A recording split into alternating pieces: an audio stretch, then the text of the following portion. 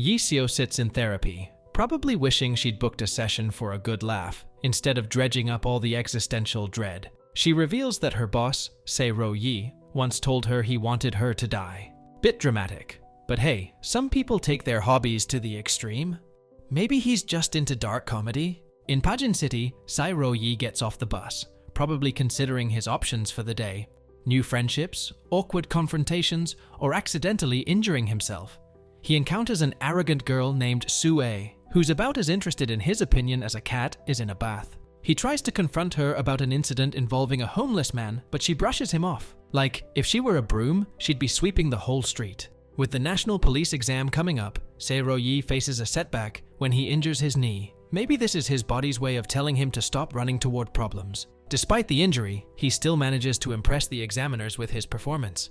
Afterward, Se-ro Yi's father picks him up from the exam and they discuss some comments made about Se-ro Yi's social awkwardness. He's like that guy at a party who stands in the corner, pretending the wall is interesting. They drive to Pajin Orphanage, where Se-ro Yi finds Sue working.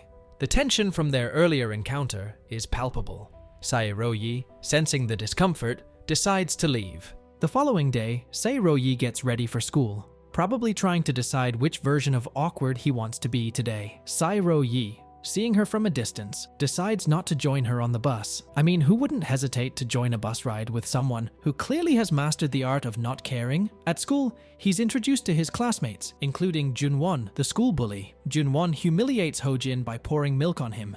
Just another day in the life of a high school bully, spilling things and ruining breakfasts. Se-ro Yi considers stepping in but is warned by Sue, who tells him that Gyun-won is the chairman's son and that no one challenges him. Ignoring the warning, Se-ro Yi decides to stand up for Hojin, proving once again that his sense of justice is stronger than his ability to read social cues. When the teacher arrives and completely ignores the bullying, Se-ro Yi does what any teenager in a high-stakes situation would do.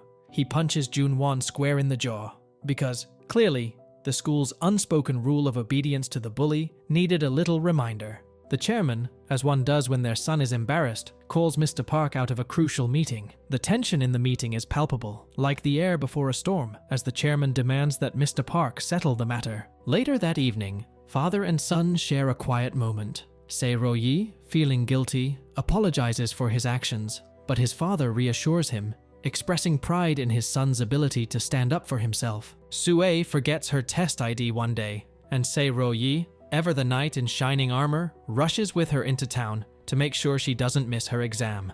He wishes her good luck as she heads in for her interview, waiting outside like the world's most awkward, nonchalant cheerleader. Afterward, the two sit by the lake and talk about the incident with Gyun-won, growing closer in the process. Se-ro Yi asks for Sue's number. She probably thinks he's asking for directions, but hey, baby steps. Later, Se-ro Yi heads home to his father, who is in high spirits as he prepares to open his new bar. Just when things seem to be looking up, fate throws a curveball in the form of a car crashing into his father, knocking him off his bike.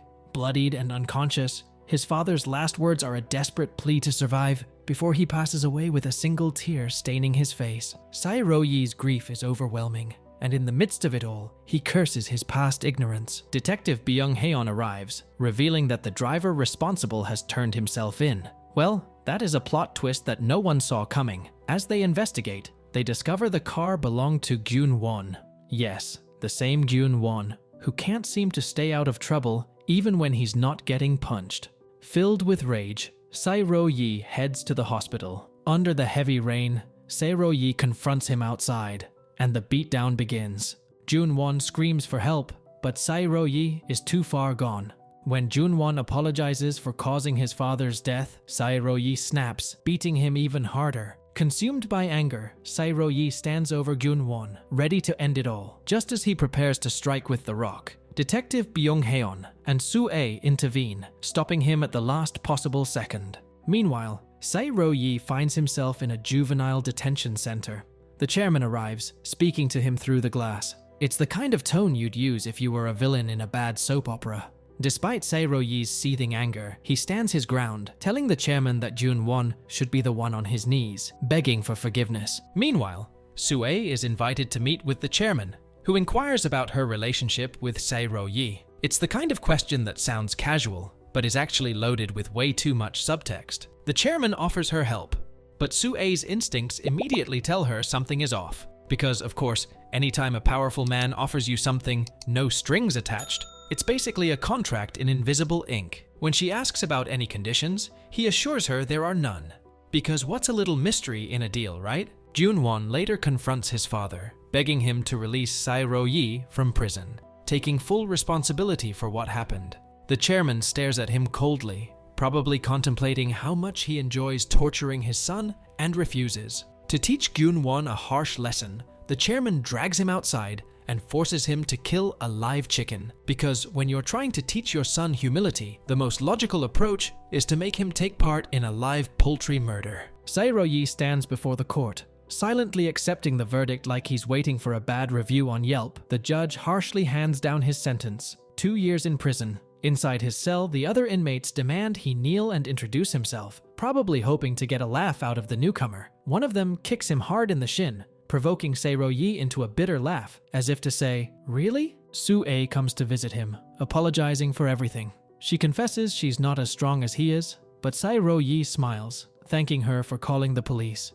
He tries to stay positive, finding solace in the prison library, especially in the chairman's autobiography. 2 years later, Sae-ro-yi, now out of prison, is offered a ride from the boss, the same man who once had his men beat him. Having earned some respect, or at least not getting punched in the face, he declines the offer and heads to a local bar alone, drinking quietly. He leaves a second shot glass on the table, a silent tribute to his father. Because what's more poetic than wasted alcohol and memories? On the news, Junwon's life is falling apart as he's jailed for assaulting a worker. Sae-ro-yi scoffs at the news, as if to say, that's what you get for being a punching bag at life. He boards a bus, pulling out a note from Su-A, asking how he's doing and telling him she misses him. She mentions she's now living in Itaewon, which is where Sae-ro-yi is headed. Arriving in Itaewon, he takes in the bustling atmosphere. Su-A's voice narrates about the Halloween festivities celebrated in the area. As he walks through the lively streets, he bumps into Su-A, who greets him warmly with a hug and shows him around the local hangouts, probably wondering if he's forgotten how to smile. They chat about his plans, deep sea fishing with the insurance money and his college fund.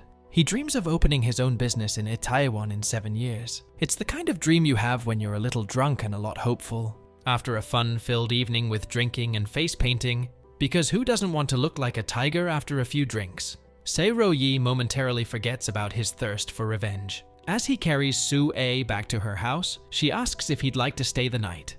He declines, saying he's not rich yet. 7 years later, Su-A is now working for the chairman, pitching a new idea for an evil bar.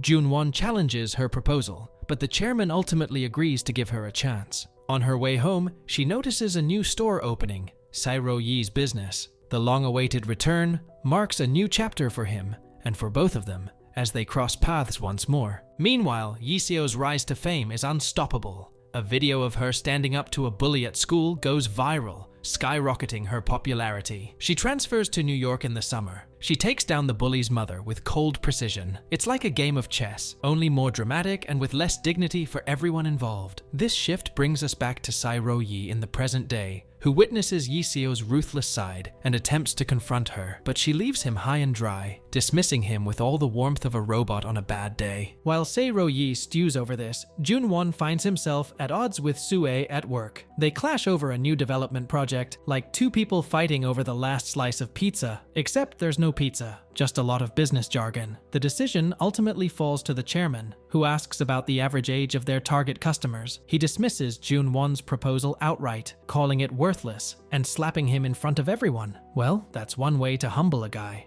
Determined to attract customers to Danbam, Sae-ro-yi goes to drastic lengths, dressing up in a ridiculous character costume to draw attention. Just as he's trying to make a spectacle, he's forced to catch Yiseo, who crashes her motorcycle and flies through the air like a stunt double gone rogue. Though he saves her life, the effort exhausts him, and he passes out, only to wake up in the hospital with Yiseo standing over him. Sae-ro-yi finally gets his first customers, Yiseo and her group. After they leave, Sae-ro-yi steps outside to observe the competition, walking down the street to see how other businesses are doing. The words of the chairman echo in his mind, reminding him to stick to the basics of business.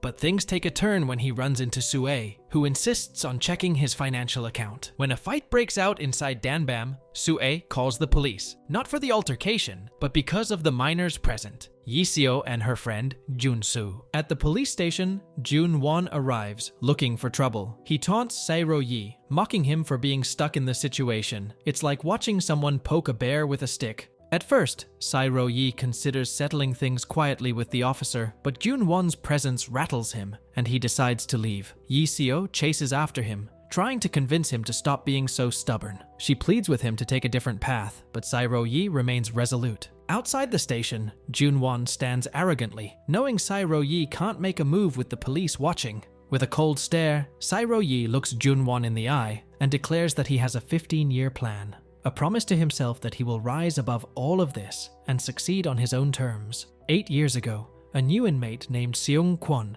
entered Sae-ro-yi's prison cell. At first, Sae-ro-yi keeps his distance, spending his days reading the chairman's book. He absorbs the words, reflecting on its teachings, but refuses to succumb to its cynical view of the world.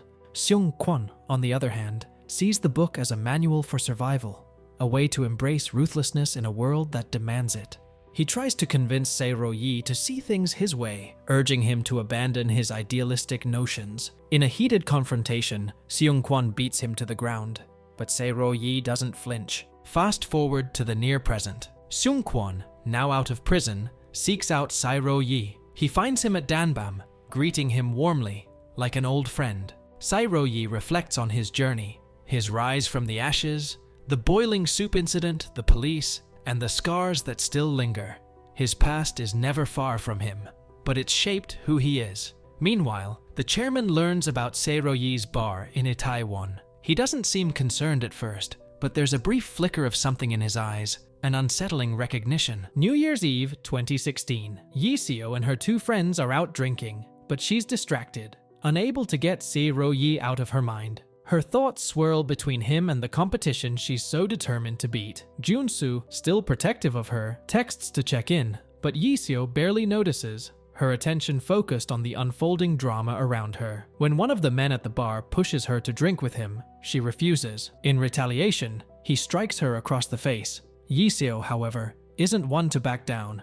In a flash, she throws money at him and tosses him over her shoulder, leaving him humiliated on the floor. The man recovers and chases after her, but Yiseo ducks into the bathroom, only to collide with Sae-ro-yi. Yiseo, swallowing her pride, asks for his help. Sae-ro-yi doesn't hesitate. He grabs her and rushes down the streets of Itaewon, with Sue following closely behind, having taken care of the man in the bathroom. Yiseo, though grateful, is still hesitant. She invites Sae-ro-yi for coffee and offers to help promote Danbam, but things quickly grow awkward when Sue insists on tagging along, turning what could have been a simple gesture into an uncomfortable group outing. While Sae-ro-yi goes to fetch coffee, Yiseo and Sue sit together.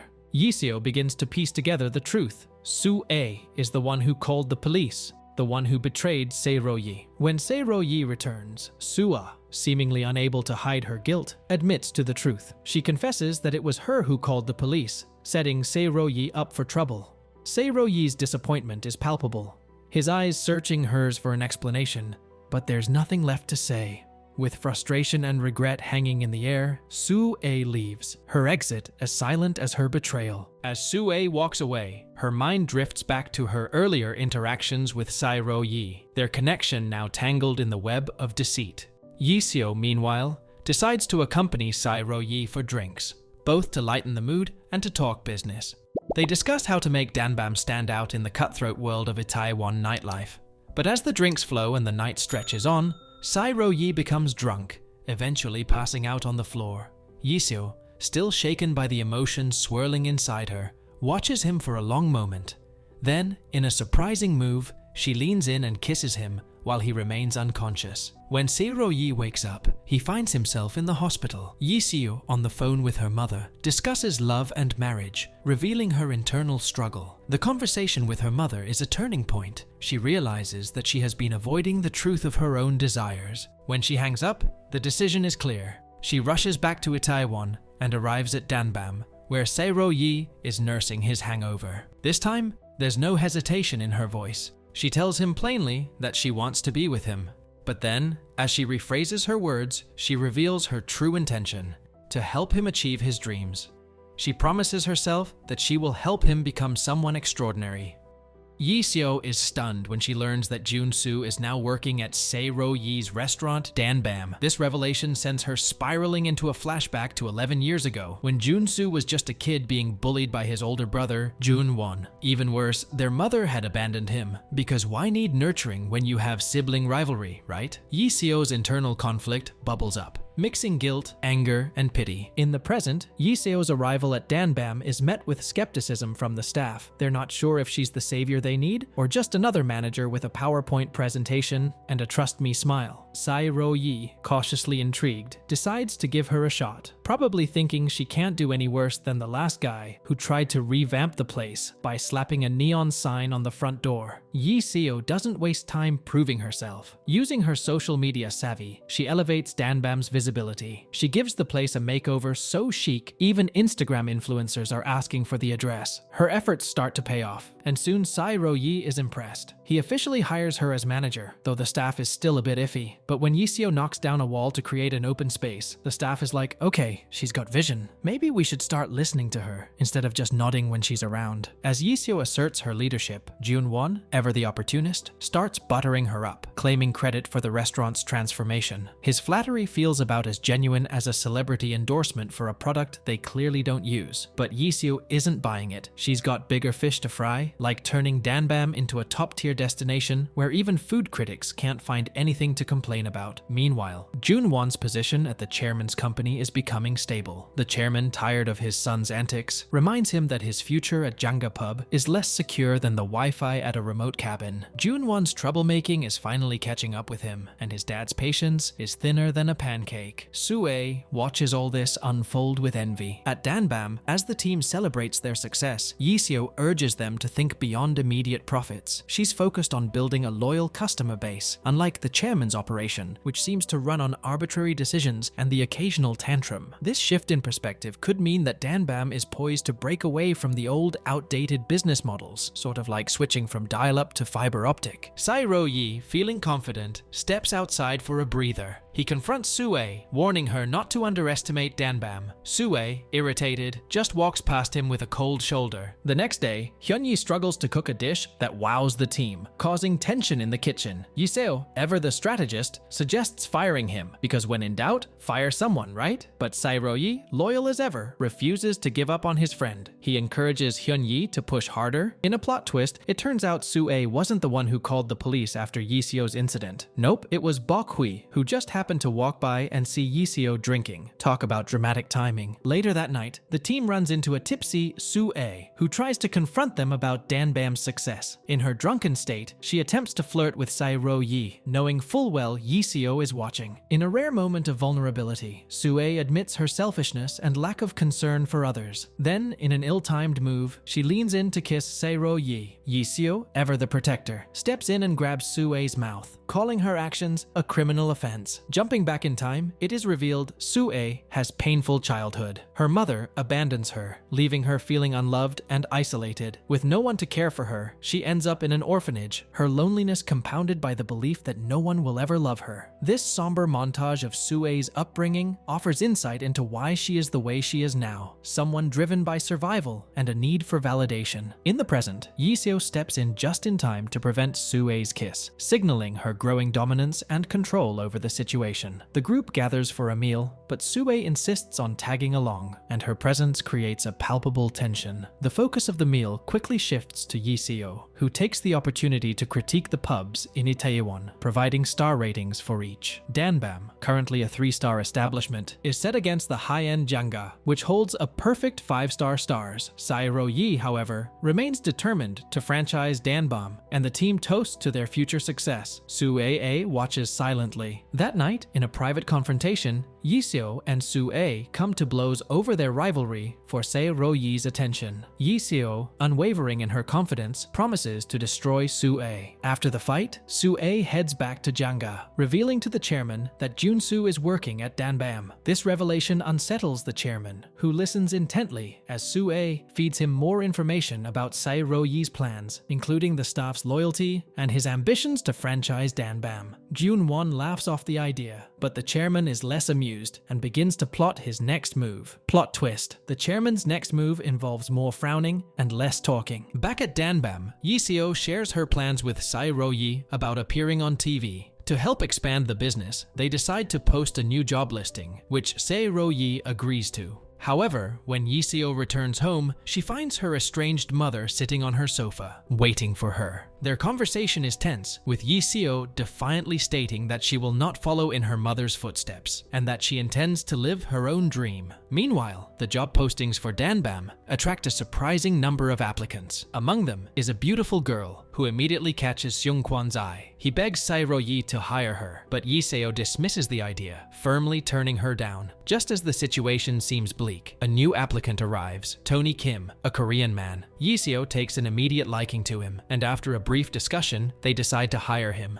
The good news doesn't stop there. Danbam will also be featured on TV, which brings a new wave of excitement and optimism to the team. The tension builds as Se-ro-yi heads to the broadcasting company, only to encounter Jun-won. Jun-won taunts Se-ro-yi, goading him with old insults, but it's clear that his true intentions are darker. As he walks away, Jun-won starts to plot his next move, determined to teach Se-ro-yi a lesson he won't forget. Spoiler alert, the lesson involves a lot of scheming and very little actual learning. Su-ae, still feeling the weight of her lies and betrayal, heads to Itaewon, her mind troubled. Meanwhile, Se-ro-yi reflects on Jun-won's words, especially the threat to Su-ae's livelihood if he goes through with his plan to rival Janga. After much deliberation, Se-ro-yi decides to withdraw from the TV broadcast, hoping to protect Su-ae from the wrath of the chairman and Janga's power. As he walks away, Yiseo steps forward, revealing that it wasn't Su-ae who called the police on Danbam. She confesses that she lied to Se-ro-yi to protect Su-ae's reputation and vows silently to win him back. When he catches up with her, he demands to know why she lied. She's on the last bus home, and as the vehicle pulls away, he calls after her, pledging to bring down Janga once and for all. Su-ae, her heart torn, watches him fade into the distance. Determined not to be outdone, Se-ro-yi reaches out to Hee-hoon to check his finances. The conversation reveals that Se-ro-yi now has 1.9 billion won, a result of a savvy investment he made years ago in Janga during the public scandal that saw Jun-won arrested. At the time, Janga's stocks were at rock bottom, and Se-ro-yi, recognizing an opportunity, invested heavily. As Janga's fortunes improved, so too did Se-ro-yi's. With this newfound wealth, he gains a sense of empowerment, fueling his resolve to face the chairman head-on. The chairman, upon learning of Se-ro-yi's financial success, is both incredulous and enraged. His disbelief turns to fury as he storms up to Danbam, bringing his son and others along to confront Se-ro-yi. As he locks eyes with his old rival, the chairman finally recognizes the threat Se-ro-yi poses. Se-ro-yi continues to play the long game, holding firm in his resolve despite the chairman's attempts to undermine him. His decision to invest heavily in Janga, including 600 million won just that morning, is more than a mere financial move. It's part of a larger strategy to destabilize the chairman's empire. Se-ro-yi's poker face and unwavering stance only serve to further frustrate the chairman,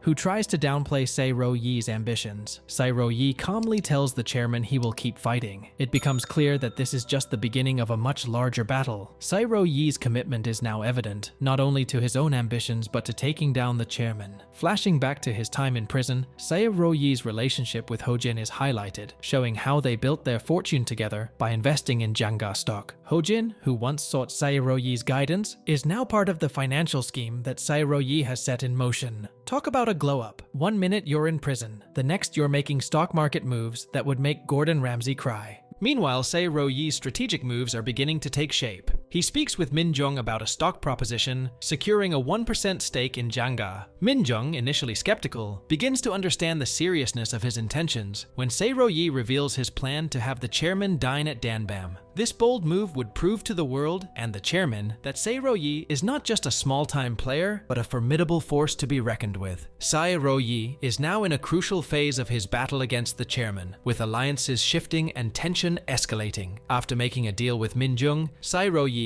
gains her support in his quest to take down the chairman and Gyun-won. However, the chairman isn't easily deceived. He's already aware of the deal, thanks to photos capturing Se-ro-yi and Minjung shaking hands, signaling a deeper level of surveillance and manipulation from the chairman. The chairman has more spies than a Bond villain. In a more personal moment, Yiseo opens up to Gyun-soo, admitting her feelings for Se-ro-yi, but also revealing the transient nature of emotions, hinting at her complex relationship with him. Despite the flirtation, Yiseo's feelings towards Se-ro-yi seem to be deepening, complicating the dynamics at Danbam. Se-ro-yi returns to Yiseo, which leads to an emotional moment between them. Yiseo's confession that she is in love with him marks a pivotal moment as her feelings for him solidify. Their shared bus ride back to Danbam, with Se-ro-yi letting her sleep on his shoulder. However, the next day, reality hits hard when Yiseo discovers a crowd outside Janga and learns that Se-ro-yi's building has been sold, with the new owner planning to increase the rent by 5%, effectively forcing Se-ro-yi out. In a last-ditch effort to negotiate, Se-ro-yi attempts to speak with the new owner, only to realize that the new owner is none other than the chairman himself. The weight of this news hits hard, and Yiseo, overwhelmed with frustration and anger, storms off in disgust. It's a stark reminder that no matter how hard Se-ro-yi fights, the chairman's power still looms over them.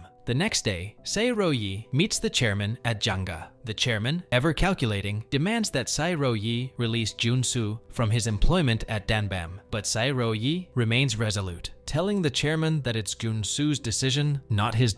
The chairman reveals that he purchased the pub not for business reasons, but to demonstrate his power and control over Se-ro-yi. The confrontation grows more intense when the chairman orders Se-ro-yi to kneel and apologize, a moment meant to break him. However, Se-ro-yi stands his ground, recalling the pivotal moment from years ago when his father expressed pride in him for not bowing down. Back at Danbam, Se-ro-yi addresses the team, explaining the gravity of the situation. His words are met with shock and sadness, but they remain united. Meanwhile, Sue, ever perceptive, confronts the chairman about his decision to purchase the building. She challenges his motives, suggesting that it was an emotional, impulsive choice rather than a calculated move, especially given the chairman's usually measured and strategic approach. This shows that even Sue, who has been aligned with the chairman, is beginning to question his actions, foreshadowing potential cracks in his carefully constructed empire. Meanwhile, Gyun-soo, increasingly disillusioned with the power struggles, decides to quit Danbam and begs his father to leave Se-ro-yi alone. Yiseo, however, remains focused on the bottom line and pressures Gyun-soo to make the decision, but Se-ro-yi remains adamant. When Yiseo goes too far by convincing Gyun-soo to quit, Se-ro-yi responds by throwing her badge on the floor, symbolizing her betrayal of the team's spirit and priorities. Yiseo's hard-nosed focus on profit leads to a clash between her and Se-ro-yi. She argues that they have no other option but to think about business growth, but Se-ro-yi refuses to compromise his values, shouting that he'll find a way to buy a building instead. This sets the stage for his next big move. He invests in the building, outsmarting the chairman once again. The chairman, taken aback, hears from a bystander that every previous attempt to buy the building has failed, except for Se-ro-yi, who seems to thrive under adversity. If buying real estate were an Olympic sport, Se-ro-yi would be taking home the gold. Amid all this, Danbam is shut down, but Se-ro-yi keeps his promise. He buys an entire building, defying the chairman's expectations and signaling that, once again, he is playing a different game. The chairman, stunned, hears from a passerby that those who tried before him to buy the building have all failed. Yet, Se-ro-yi is determined to succeed where others have faltered, positioning himself as a true rival. Sue,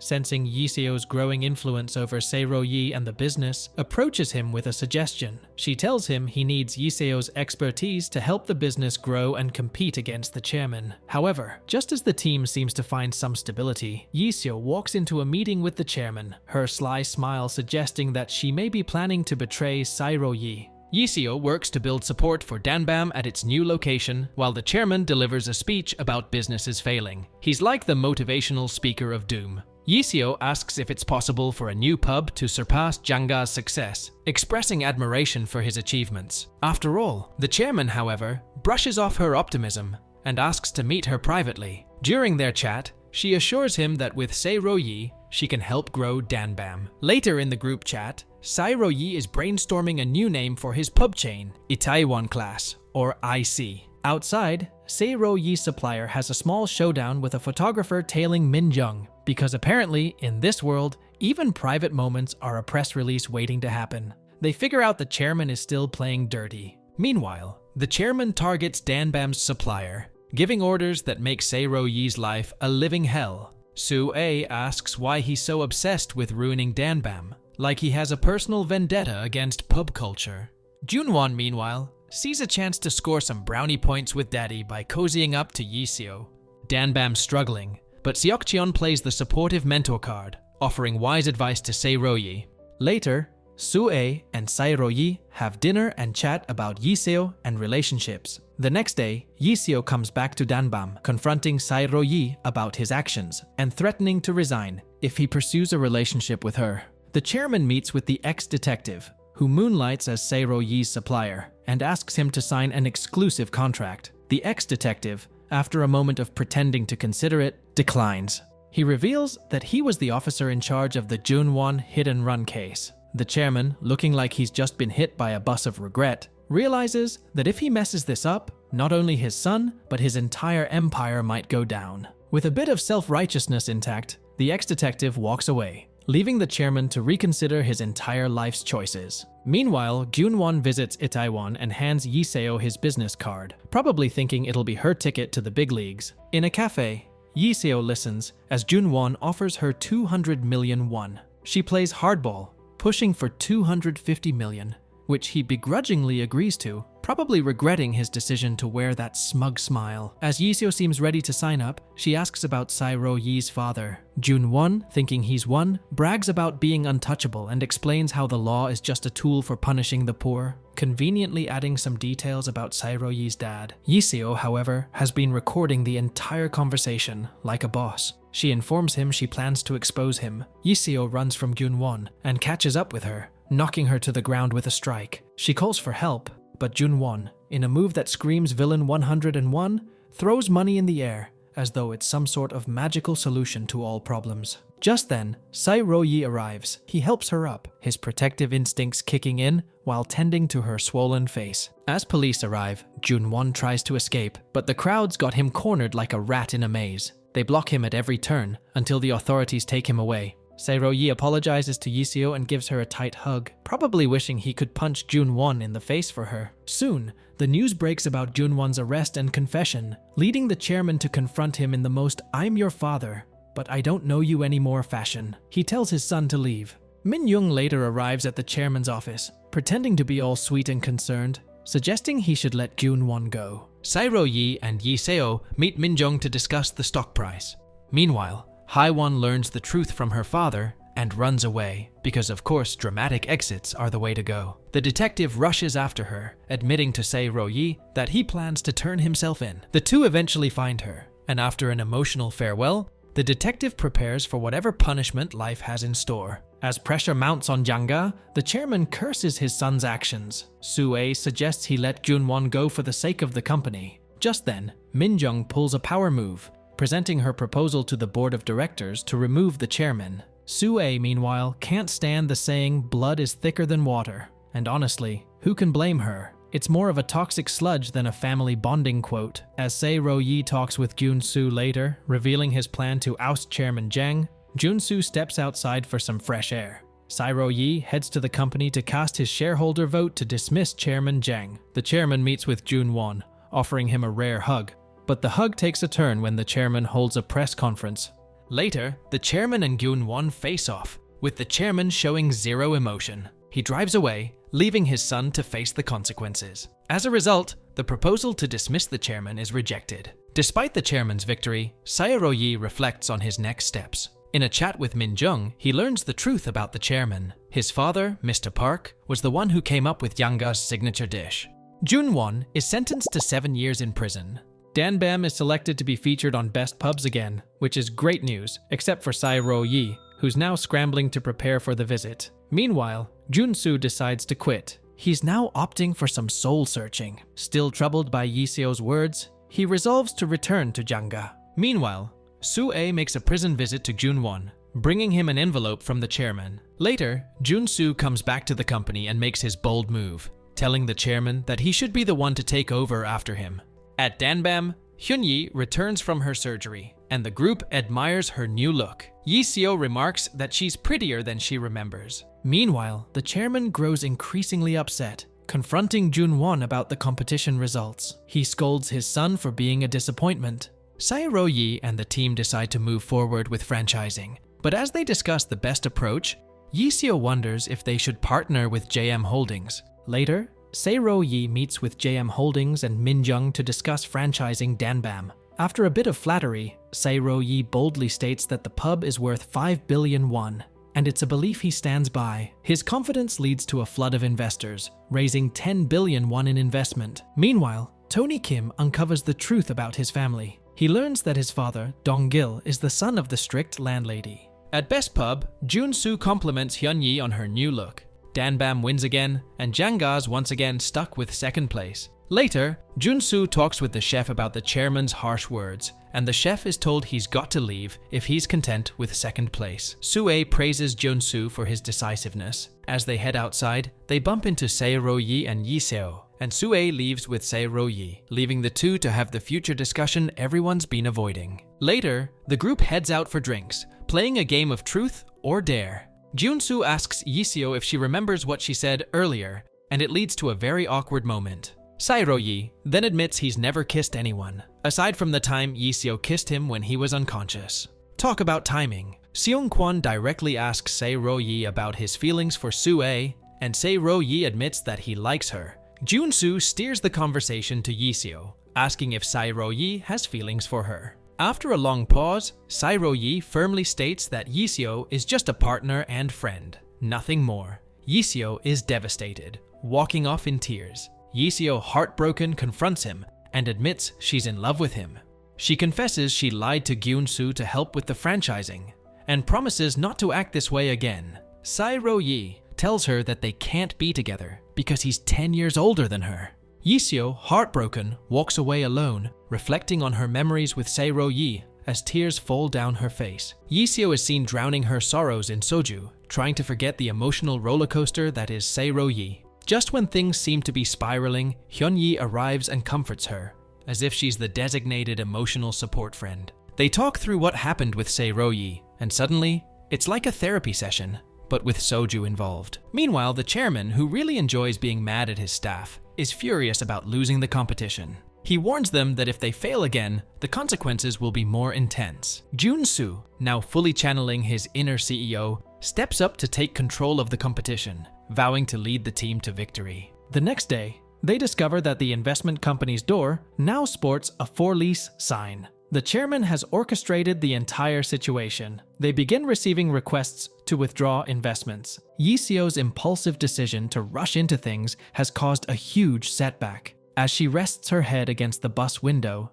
driving away. Meanwhile, the fallout causes chaos at Danbam, and things are about to get messier. Soo-ae arrives with a plant from the chairman. Sae-ro-yi, furious, stands up in front of the crowd, delivering a passionate speech about how they have no right to criticize his employees. He heads outside to clear his head, but before he can even get started, Soo-ae follows him, telling him to quit altogether. Just then, Yi-seo calls to apologize for her part in the mess. Looking Soo-ae in the eye, Sae-ro-yi tells Yi-seo on the phone that nothing will break him. He declares, probably with a cape swishing in the background, he won't back down, and this is about to get more dramatic. The next day, Yi-seo returns and apologizes again. As the team reviews their list of investors, one name stands out: Soon-rae Kim, Tony's grandmother, known for her substantial investments in startups. Tony's grandma is about to become the new fairy godmother of Danbam. Soo-ae sits contemplating a resignation letter for Janga when Jun-soo arrives, praising the chairman's brilliance. Yi-seo and the team discuss their next steps, including the search for new investors and, of course, winning the best pub competition. Meanwhile, Yi-seo and Sae-ro-yi have a chat about the previous events, with Yiseo asserting that she's going to keep liking him. The next morning, Sae-ro-yi is called to Danbam, where Kim and Min-jung are waiting. They discuss the pub's financial situation. Sae-ro-yi heads out for dinner with Sue. Back at Danbam, he swallows his pride and calls Kim, asking for her investment. She agrees to help, but only if they win the best pub competition. As the competition looms, Jun-soo decides to play dirty and exposes Hyun-yi's surgery. Sae-ro-yi finds her and offers comfort. He assures her that she doesn't need to prove herself to anyone. As he heads back into the competition, he overhears Jun-soo gloating and interrupts. It's clear to Sae-ro-yi now that Jun-soo is the one who leaked the news to the press. Determined, Sae-ro-yi decides to take matters into his own hands. Just as the doors swing open, Hyun-yi returns, entering the competition with newfound confidence. Yiseo reads a poem, making the moment feel like it belongs in a Shakespearean play. While Hyun-yi stands tall and announces that she is transgender, she declares to everyone that she will win. The best pub competition reaches its final four, and guess who's in the spotlight? Hyun-yi. She doesn't just share her journey, she praises her team, saying, "Birds of a feather flock together," as though she's auditioning for America's Got Talent, but with more soju and less glitter. Her powerful revelation resonates with viewers, and in a dramatic twist, she leads Danbam to victory, clinching the best pub title. Cue the confetti, because this is a game changer. Meanwhile, Jun-soo is facing the wrath of the chairman for losing the competition again. But Sue, ever the defender of the underdog, speaks up in his defense, pointing out that his ruthless tactics, like exposing Hyun-yi's secret, mirror the chairman's own. Jun-soo, probably still trying to figure out his life choices, later bumps into Yiseo in the reception area. She slaps him hard. She confronts him over his betrayal of Hyun-yi, and Jun-soo, in a rare moment of honesty, admits to leaking the info, thinking it'd make Yiseo fall in love with him. Spoiler alert, it didn't. Yiseo apologizes for her role in all this drama, but tells him she doesn't feel the same way. She walks away, leaving Jun-soo standing there. In a twist of fortune, Miss Kim signs the investment deal, and news of this spreads online. Yiseo's mother reads the article, proud of her daughter for staying true to her word. That evening, Sae-ro-yi raises a toast to his team, offering words of encouragement. He reflects on their journey, his thoughts drifting to his father, but exhaustion takes over, and he falls asleep mid-toast, because who wouldn't after all this? Meanwhile, Jun-soo is summoned to a meeting with the chairman, who drops a bombshell. He's considering passing down the company to him. In prison, Jun-won, still consumed by jealousy and rage, continues to work out. His cell is ironically the same one Sae-ro-yi was in all those years ago, which adds a bit of flair to their never-ending rivalry. Sae-ro-yi, determined to take down Janga once and for all, decides they should enter the upcoming franchise expo. With their newfound investments, they plan to turn their billions into even greater success. It's like the ultimate business glow-up, except with more spreadsheets and less Instagram. Fast forward to 2020, and Sae-ro-yi's dream has come true. He walks into a lavish office complex, now in a position of power. Yiseo, ever the brainiac, prepares for a board meeting, making everyone realize just how sharp she is. Sae-ro-yi is a successful leader surrounded by board members, while Yiseo is dropping business wisdom like it's hot. Meanwhile, Jun-won has risen to the role of director at Janga. At a board meeting, he presents his plan to turn a 40 billion won investment into 120 billion by buying buildings and selling them at the perfect time. It's like Monopoly, but with real money and higher stakes. The chairman watches from the sidelines, his health clearly failing, and as Jun-won pitches his plan, it's obvious the chairman is considering a big move. But his health isn't the only thing that's weakening. Yiseo, trying to get a little personal with Sae-ro-yi, admits her feelings for him, but also acknowledges how important her role at work is. She says she loves him, and just as Sae-ro-yi's about to respond, in walks Hyun-yi, who steals the spotlight.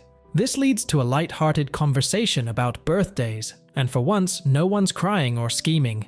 On the other side of town, Jun-won is released from prison, probably more ripped than ever. He runs into Hojin, and it's clear that the past bullies and victims have switched roles. Jun-won doesn't even recognize Hojin anymore, which is a bit ironic considering how much torment he put him through. Back to the chairman, whose health has taken a sharp decline. It's revealed he only has about 6 months left to live. This hits hard for everyone, including Jun-won, who visits him in the hospital. Their conversation is strained, and Gyun-soo arrives with a cold confidence, boasting about his new role as director and casually mentioning the stock price like it's the weather report. The chairman, in his weakened state, tells Gyun-soo that everything he did was for Jang-ga's good, but Jun-won, still bitter, promises to protect the company no matter what. This news reaches Se-ro-yi, who learns from Hojin that Jun-won is now free. As he processes this, he walks away from Sue, and Yiseo and Sue share a tense moment. Se-ro-yi is also deeply affected by the chairman's deteriorating health. He's visibly shaken when he learns the chairman has cancer. In a rare moment of vulnerability, Se-ro-yi calls the chairman directly, asking how he is and admitting that he knows about his illness. He tells the chairman that he doesn't want him to die, and that if he does, he'll personally punish him. Talk about a twisted family bond. The chairman, in a moment of surprising strength, stands up, his resolve returning. Se-ro-yi returns to the office to find Yiseo asleep at her desk. He gently places his jacket over her, but when she wakes up, she refuses to give it back, holding onto it like a toddler clutching their blanket. Se-ro-yi is dealing with the news of the chairman's impending death. As they leave the building together, Yiseo makes a bold request. She asks Se-ro-yi for one wish, to go on a date with him. He brushes it off, asking her to keep things professional, but she persists, unbothered by his rejection. Meanwhile, Se-ro-yi receives a call from Sue, but he cuts her off, telling her he's busy working and will meet her another time. Yiseo, noticing this, makes her jealousy clear, but Se-ro-yi firmly tells her he doesn't have feelings for her and urges her to stop showing how much she cares. Yiseo hides her sadness, but remains resolute in her feelings, silently plotting her next move. The day continues with Yiseo hosting important investor meetings with Minjung. Despite her tiredness, she remains focused, though Tony, concerned about her health, notices her nosebleed and advises her to slow down. Meanwhile, Se-ro-yi and Sue share dinner. Sue admits to feeling lethargic and asks him if she can quit once the shareholders' meeting goes well. Se-ro-yi, though, avoids answering directly, revealing that he's beginning to question their compatibility. Just then, Yiseo enters the restaurant with Jun-soo, and seeing them together visibly upsets her. She hurriedly leaves, like someone who accidentally bumped into their ex while grocery shopping. Se-ro-yi attempts to follow her, but Sue stops him, pleading with him not to go after Yiseo. After some hesitation, he leaves anyway. Outside, Se-ro-yi confronts Jun-soo, who warns him to stop using Yiseo. The encounter forces Se-ro-yi to reflect on his actions, torn between his loyalty to Yiseo and his responsibilities. The day of the shareholders' meeting arrives, and Yiseo is clearly struggling. She's pushed herself to the limit, trying to keep it together, despite her exhaustion. As the meeting looms, she collapses on the floor. Se-ro-yi, deeply concerned, messages Hojin and Minjung, letting them know about Yiseo's condition. Despite the situation, Se-ro-yi must attend the meeting since he's a major shareholder, because being a major shareholder means showing up when you'd rather be napping. Se-ro-yi's decision to move forward with proposing Yiseo's promotion to non-executive director without her being present gives him additional leverage. However, the board rejects the motion. Se-ro-yi hurries back to the hospital, where he updates the team on the rejection and continues to express his concern for Yiseo's well-being. When Yiseo insists on getting back to work, Se-ro-yi, in a harsh moment, tells her to rest or he'll fire her. His brutal demand softens as he begs her to take care of herself for him before leaving her room. Outside the hospital, Seung-kwan confronts Se-ro-yi, questioning if he's confused about his feelings for Yiseo. He comments on the age gap between them, but hesitates, realizing that this is the same excuse Yiseo once used for him. As Seung-kwan reflects, he heads back inside, overhearing Yiseo and Hyun-yi discussing Se-ro-yi. Yiseo reveals that she needs to be someone Se-ro-yi depends on in order to justify her hard work. As Se-ro-yi listens, he's visibly affected and, in a quiet moment, finds himself holding the necklace he promised Yiseo. The realization hits him.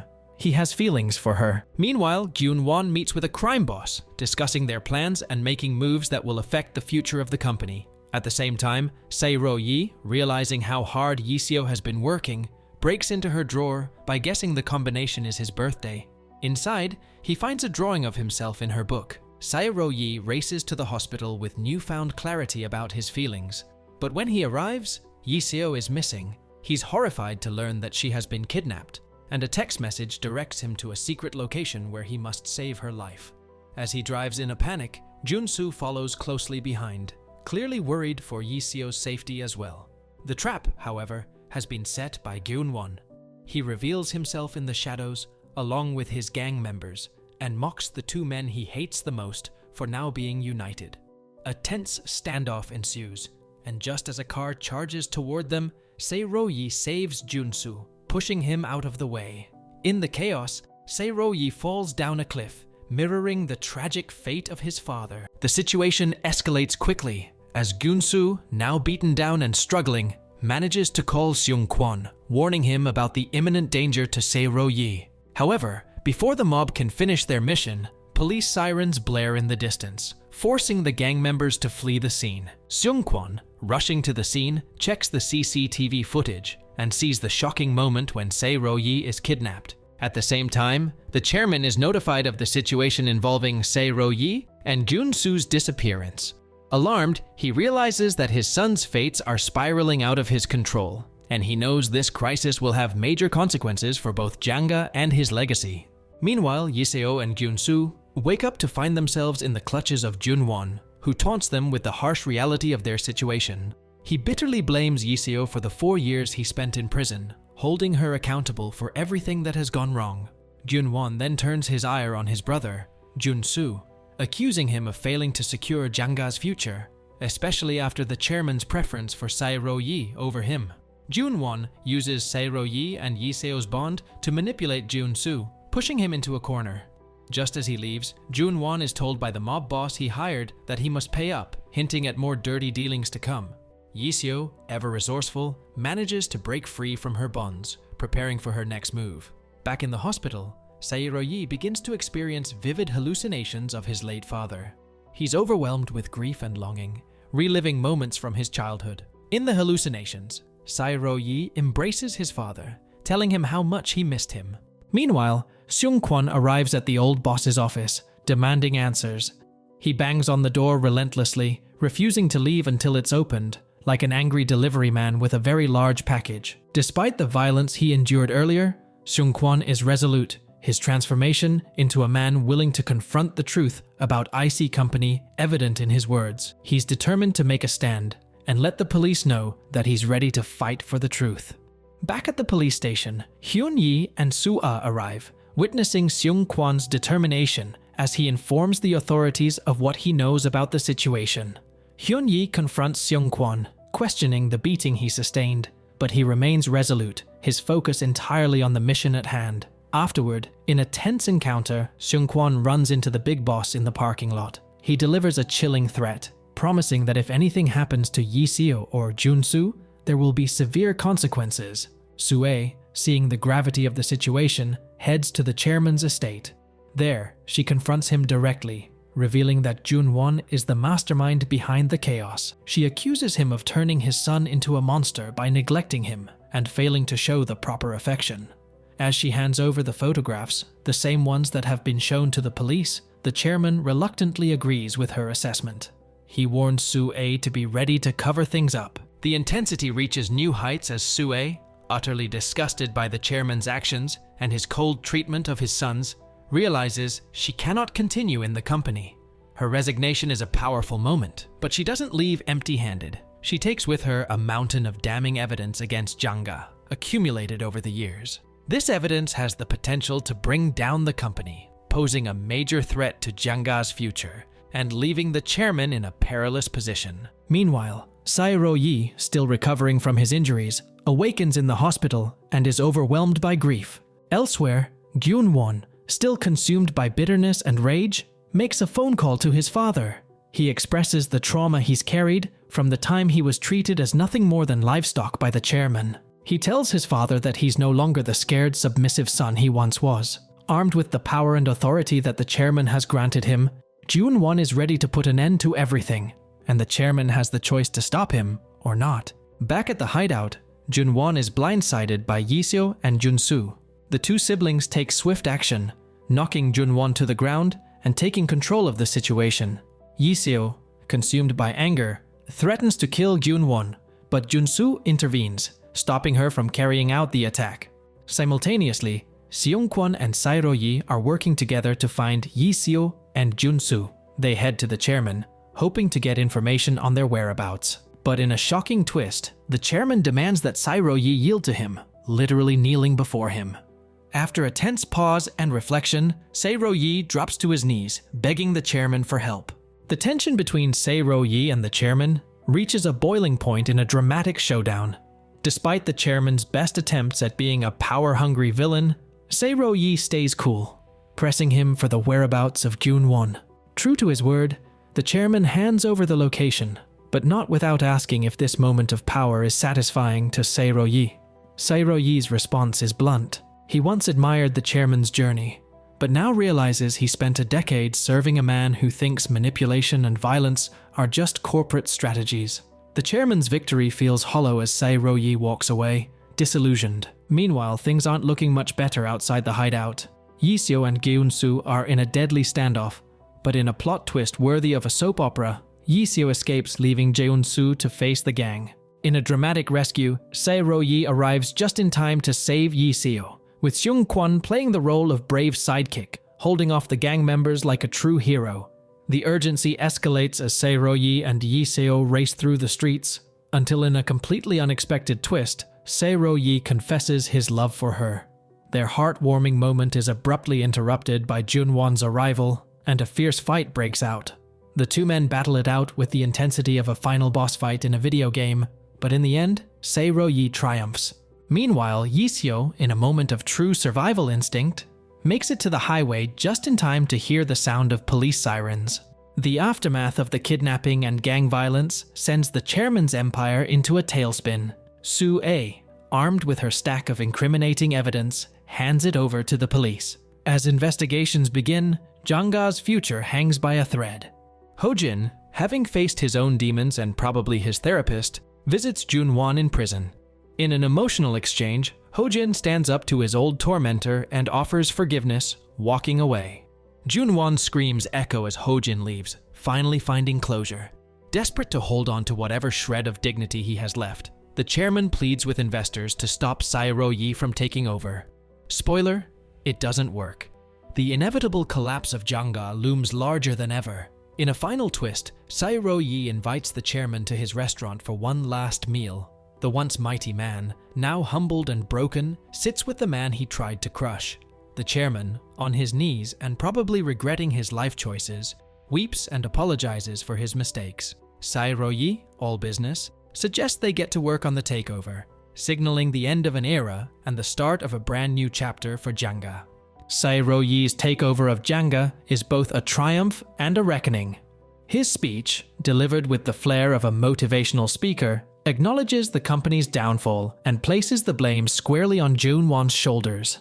He promises to restore Janga to its former glory, probably by hiring a better PR team. Junsu, among those in attendance, gives a heartfelt round of applause. Sue's resignation and had candid conversation with Sairoyi. She tells him she now considers him a friend, and that chapter finally closes. The lighter moment with Tony Kim and the English tourists adds a little flavor to the mix. As Sairoyi and Yiseo spend the day together in Itaewon, revisiting the place where it all began, they share a kiss that sums up their journey. On the rooftop scene, the Danbam group gathered to listen to Tony Kim's out-of-tune guitar playing. In the post-credit scene, Sairoyi and Yiseo are still going strong, sharing a kiss on the shore. And with that, the movie ends. We hope you enjoyed our video. Watch the next recaps on the screen, and don't forget to subscribe for more amazing recaps. See you in the next one.